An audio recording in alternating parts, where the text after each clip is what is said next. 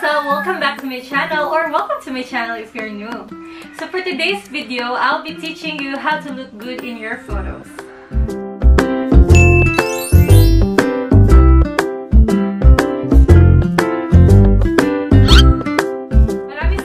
Pagtitingin tayo sa salamin, parang gandang-ganda tayo sa ating sarili. Parang perfect na yung outfit natin, yung mga makeup natin. Pero pag take natin ng pictures, ang pangit pala. Pagtingin natin sa ating mga selfies, ang pangit pa ng tsaka pala. So ngayon, ituturo ko sa inyo yung mga tricks na mga ginagawa ng mga models para maging maganda yung pictures nila. So without further ado, let's get started. So first trick, ito yung pinaka-importante sa lahat. Ito yung ginagamit ko every time nag-take ako ng mga pictures, mga selfies. So find a good lighting. Katulad ngayon, nag-video ako sa harap ng aming window kasi direct yung light sa mukha ko. So maganda siya tingnan. For me guys, natural lighting is the best source of light. Kasi maganda yung effect niya sa camera kaysa sa artificial lighting. Of course, natural lighting is free. And if nasa labas kayo nagtitake ng pictures, tapos mainit yung weather, find a spot na di masyadong naarawan yung face mo.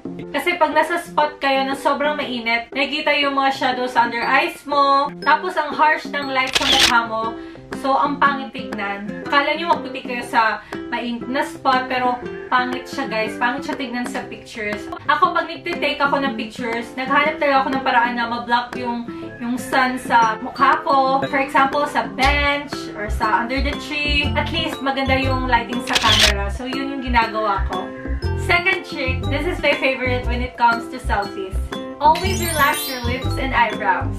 Di ba guys, pag nagsiselfie tayo, minsan lalo na pag mainit, yung kumukunat yung kilay natin, parang nasisilawan. Tapos minsan yung lips natin, parang ginagrind natin yung ngipin natin, yung ganon. Always put in your mind na kalmahin natin yung sarili natin. So dapat i-relax mo lang yung eyebrows mo guys, yung parang hindi ka naiinitan. And i-relax mo lang yung lips mo and slightly open your mouth. Third trick, ito yung pinaka-simple pero ang laking tulong niya para hindi boring tingnan yung pictures mo. So always use your limbs.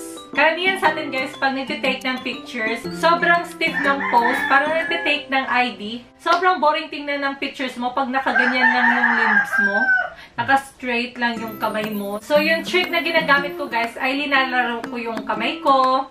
Pinapatong ko kahit kung saan-saan. Tapos ilalayo ko siya sa aking body para mas stylish. Tapos mas high fashion siya tingnan sa pictures. At kung napapansin nyo, halos lahat ng mga models, ang awkward ng mga poses ng kanilang mga kamay, pero ang ganda tignan sa mga pictures. So, huwag mo talaga kalimutan igalaw-galaw yung mga limbs mo pag nagtitake ka ng pictures. Fourth trick, always find the right angle.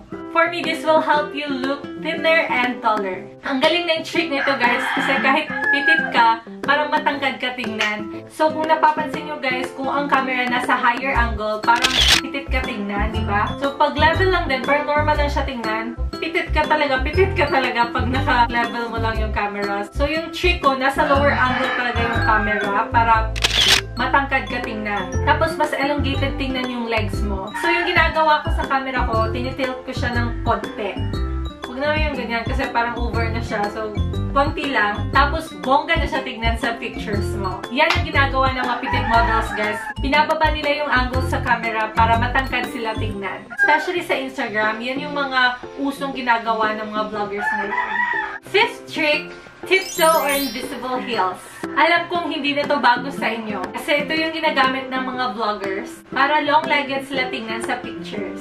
So for example, naka-flats ka or naka-rubber shoes ka or nasa beach ka, wala kang footwear. So mag-tiptoe ka lang para extended na yung legs mo. So yung mga ibang vloggers guys, nilalagay nila yung other legs sa front para mas taller sila tignan sa pictures. So for me, ito talaga yung ginagamit ko every time nag-OOTD ako. Ito rin yung ginagamit ko usually sa Instagram post ko. So sa mga pitit dyan, you know the drill. Sixth trick, always find an inspiration. So ako guys, before ako nagtitake ng pictures, may tinitignan pa akong inspiration. Usually sa Pinterest ako nagsisearch ng mga ipopost ko. Doon ako naghahanap ng mga ideas, ng mga outfits. If you are an Instagrammer like me, maganda talaga mag-check ng ideas muna. Para smooth na lang yung flow ng mga shoot mo. So download na kayo ng Pinterest kasi it will change your Instagram game. My last trick, guys, is find the best outfit for your photoshoot. Para sa akin, guys, ang laking factor ng pananamit sa photoshoot kasi dapat nababagay yung outfit mo sa theme or sa location ng photoshoot mo. For example, nasa beach kayo, dapat pang summer yung outfit mo, di ba? Tapos kung yung theme mo ay vibrant, dapat colorful yung outfit mo.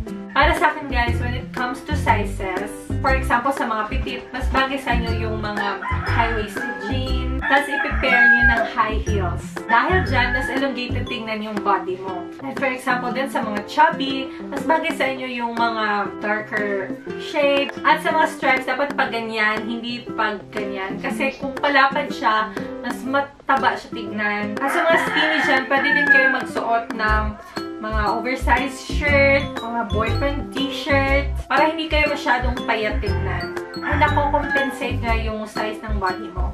So ako, guys, pag nag-travel ako, nagpe-prepare talaga ako ng maraming outfits. Kasi I'll make sure na maganda yung mga outfit ko in every location and in every shoot. So for me as a vlogger, it's a great investment na bumili ng magagandang damit for my pictures. So the reason why I'm sharing this, because as a vlogger or influencer, malaking factor talaga na maganda yung ipinupost mo na pictures sa Instagram. Kasi lahat ng mga brands, chine-check yung mga post mo, mga pictures mo, and marami kang maa-attract na brands kung professional at maganda yung pictures mo. So that's it for today's video. Hope may mga natutunan kayo. And comment down below kung may gusto pa kayong i-add na tips or tricks. And don't forget to give this video a big thumbs up kung nagustuhan nyo. And subscribe kung hindi ka pa nakaka-subscribe. Just click the red button down below. And the notification bell para updated kayo sa mga bagong i-upload kong video. Maraming salamat sa panonood. See you next week. Always remember that you are special. So always wear that smile on your face. Karamihan sa atin, guys, pag nagtitake ng pictures, parang naging stiff pose. Fourth trick, for me this will help you look thinner and thinner. Ayun, sabi ko na pick up mo. Fifth tip, tiptoe or fifth trick. Isa pa kayo, magkiwahan ko na yung mag-winnower. Hindi ko ma-concentrate. Apa chick? So if you are in an para smooth na lang yung shoot mo. Para sa akin, guys, ang laking factor ng pananamit ay pumili na magagandang damit for my photo shoots and mga pictures. And comment down below kung may gusto pa kayong and comment down below kung gusto may and then notification bell.